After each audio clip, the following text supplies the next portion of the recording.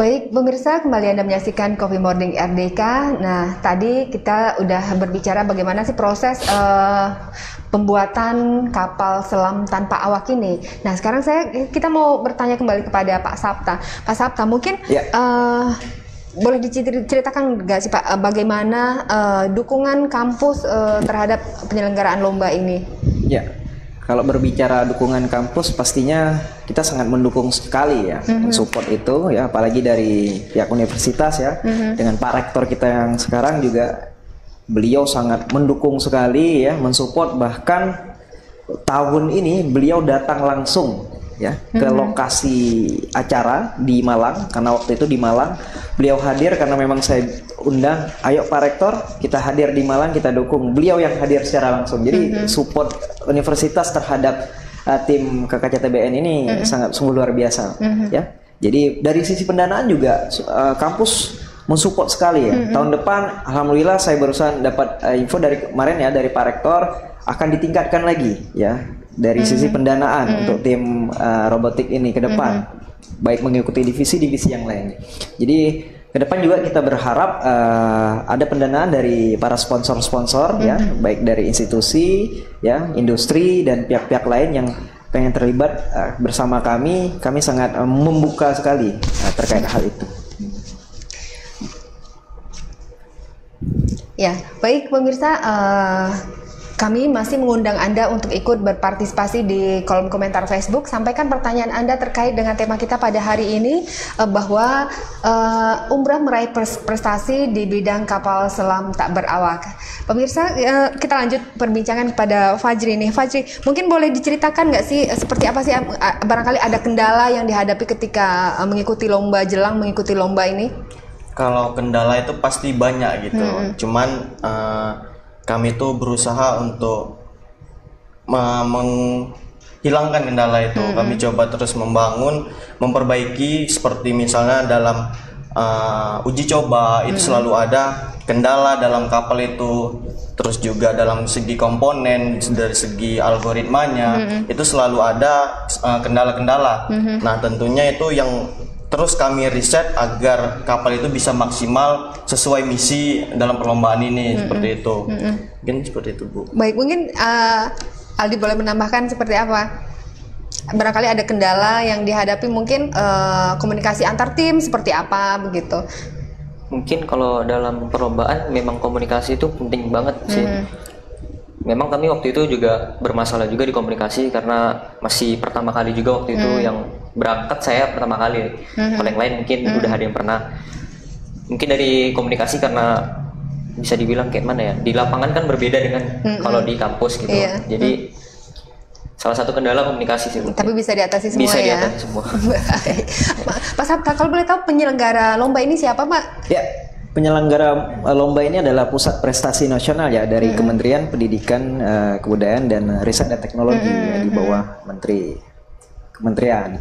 Jadi memang sebelumnya itu masih di bawah Dirjen Belmawa saat itu, tapi sekarang sudah dipisah di bawah Pusat Prestasi Nasional. Nah, memang yang mengadakan itu adalah Kemendikbudristek itu sendiri.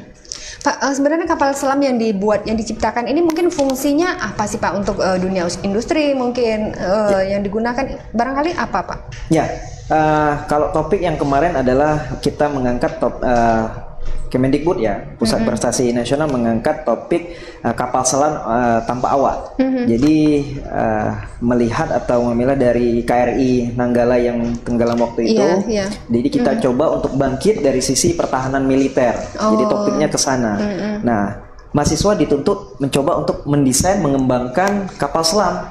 Bagaimana proses mendesain kapalnya, ya, kemudian pergerakannya sampai melanch atau menembakkan torpedo.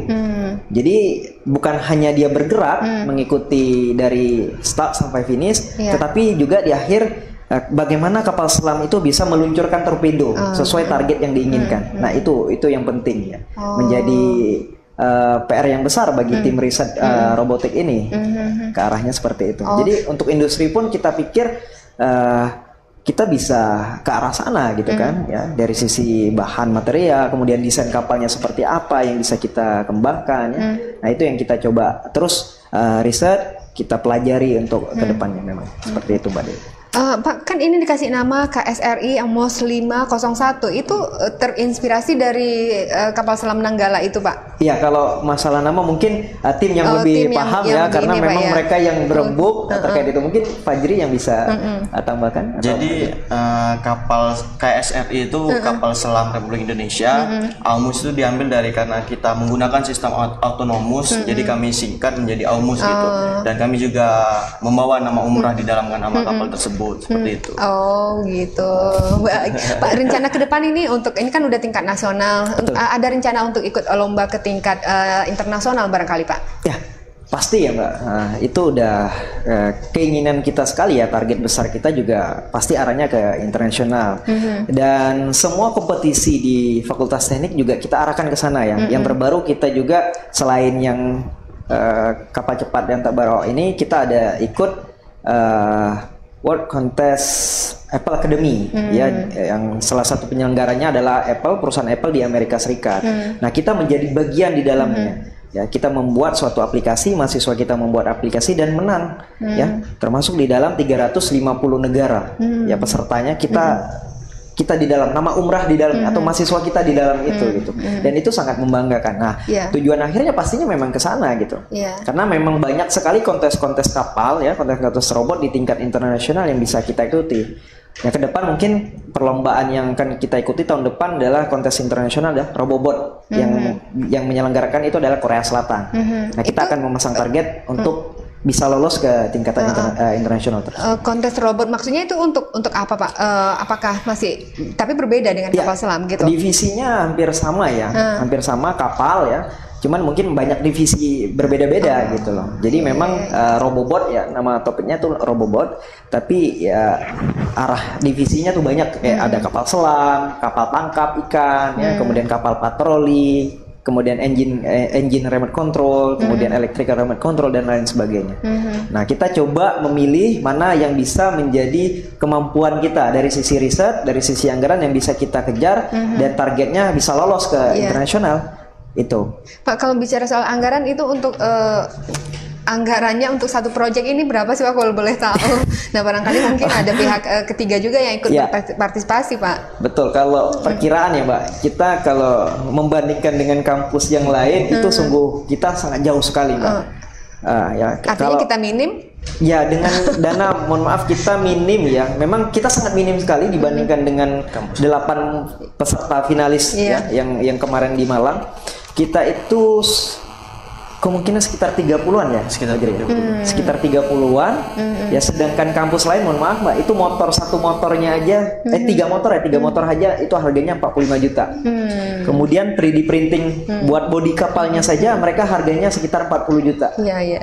Sedangkan kita buat desain sampai ke 3D printingnya ya, sampai kapal selamnya jadi itu cuma 7 juta. 7 juta aja. Ya, tapi saya sungguh mengapresiasi tim ini gitu. Karena dengan dana yang minim kita bisa juara harapan 1.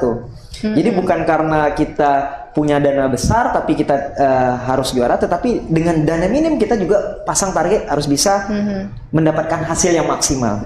Seperti itu, Mbak. Ini menarik sekali dengan harga yang minim tapi kita pulang membawa nama baik gitu. Nah, mungkin nih Fajri dan Aldi barangkali gimana sih menggodok anggaran yang sebegitu minim tapi bisa membuat kapal selam itu? Nah, jadi karena kami ini di SRC ini bukan hanya kontes kapal aja, jadi juga ada kontes robot. Jadi kami mengikuti dalam setahun itu ada 2 kategori, robot dan kapal. Nah, itu harus saya sebagai ketua umum itu harus pandai bagaimana cara mengaturnya gitu. Yang robot itu tingkat prioritasnya itu harus saya utamakan. Mana yang lebih penting itu yang akan didahulukan gitu. Dan juga untuk kapal ini karena kemarin kami mengikuti 4 cabang, 4 kategori yang di kapal, itu juga kemarin tuh sempat bingung bagaimana cara mengatasi dana ini dengan dana segini tapi banyak yang diikuti gitu. Nah, itu salah satu kendala pertama saya waktu pembuatan proposal. Ini bagaimana caranya nih jika dananya sedikit tapi kebutuhannya banyak gitu. Nah itu salah satu PR mungkin untuk universitas agar lebih Ada Pak Sabta. ya betul. Nah tadi juga ada dibilang kan kalau misalkan nanti benar. pendanaan peningkatan. Nah harapan kami dengan adanya peningkatan dana itu dan juga proses pencairan lebih cepat itu akan bisa membuat kami semakin maksimal dalam pembuatan kapal tersebut gitu untuk mengikuti kontes-kontes selanjutnya gitu. Ya ini ya saya pikir tadi Mbak Dewi ya, kita dengan support yang memang tahapan awal kita itu kan berproses, Iya, benar. berproses dan kita juga sekarang juga selagi berusaha mencari partner, mencari kerjasama dengan pihak-pihak lain yang bisa mensupport kita di kedepannya, karena memang kita sudah bisa untuk ke tingkatan internasional ya, kita sudah mampu untuk bersaing di tingkatan internasional yang saya pikir kenapa tidak mungkin dan itu tadi Pak Rektor, dengan hadirnya Pak Rektor di sana, beliau dengan semangatnya menyampaikan kepada saya, Mas Dekan, ya sampaikan kepada saya tahun depan kita akan support dana yang besar kepada tim robotik umrah karena memang kita banyak divisi ya Pak. Jadi tahun kemarin kita anggaran 100 jutaan, 100 itu udah dibagi-bagi dengan banyak Divisi yang tim lain. ya, dengan divisi robot yang KRTNI, Abu Robocon ya, kemudian kapal cepat yang divisi engine dan lain sebagainya. Nah ini yang menjadi PR kita bersama, bagaimana cara menggait sponsor untuk bisa bekerja sama dengan kita nantinya ke depan. Tapi Pak, yang terakhir ini apakah ada sponsor dari pihak luar Pak yang ikut mendanai lomba ini? Untuk tahun ini memang belum ada ya, memang belum ada. Insya Allah tahun depan kita sudah mencoba untuk menjalin kerjasama ya dengan berbagai pihak. Insya Allah jika dalam waktu dekat ini akan deal ya.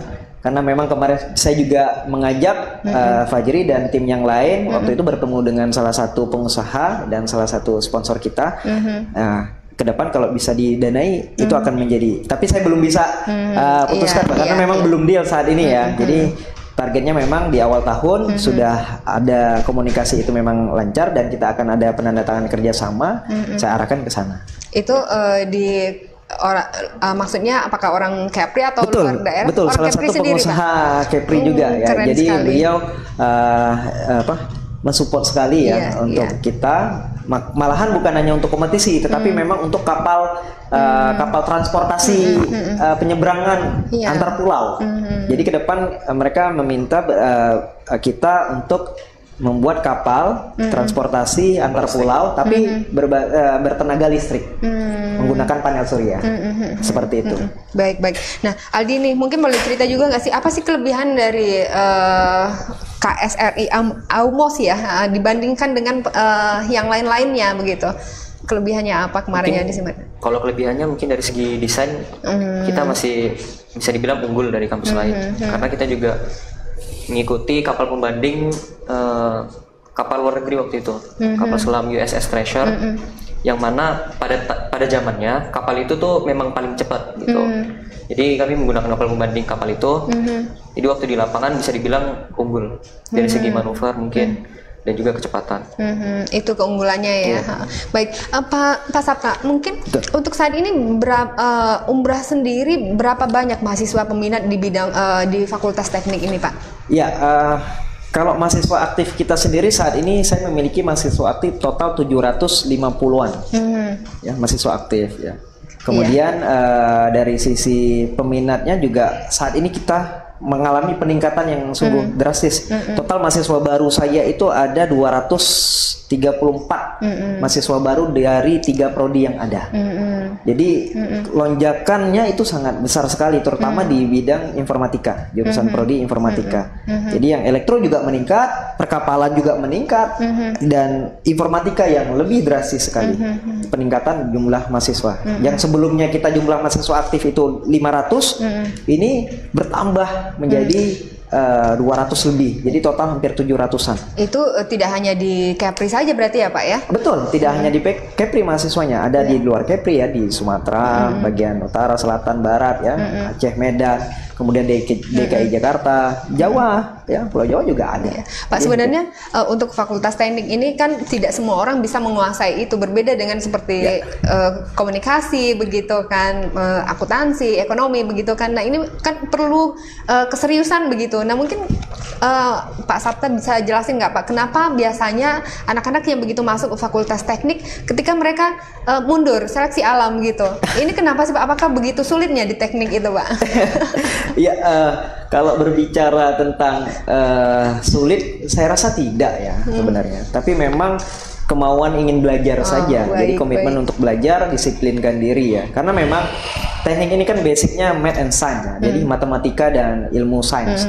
Ada fisika, kimia, ya. Kemudian ada matematika di dalamnya. Jadi itu basic dasar seorang engineering ya. Jadi kalau tidak memiliki kemampuan untuk basic dasarnya lemah, jadi akan sangat sulit sekali ya, sangat sulit sekali untuk mendesain, menganalisis sesuatu. Jadi itu yang penting sebenarnya. Jadi dikatakan sulit, memang mungkin dulunya tidak suka matematika, sehingga saat masuk semester 1, semester 2 terseleksi. Saya tidak sanggup, tidak inilah, tidak itulah. Bukan bidang saya begitu ya Pak ya. Ya mungkin dari awal dulu nggak suka matematika, tapi mencoba untuk masuk ke engineering, akhirnya ya susah akhirnya kan seperti itu. Iya, sedikit cerita di balik Fakultas Teknik ya Pak ya. Iya benar sekali. Baik pemirsa, perbincangan ini masih akan kami lanjutkan kembali di segmen ketiga. Namun sebelum itu kami juga masih mengajak Anda untuk ikut berpartisipasi di kolom komentar Facebook. Sampaikan pertanyaan Anda kepada narasumber kami. Baik pemirsa, saksikan Coffee Morning RDK sesaat lagi.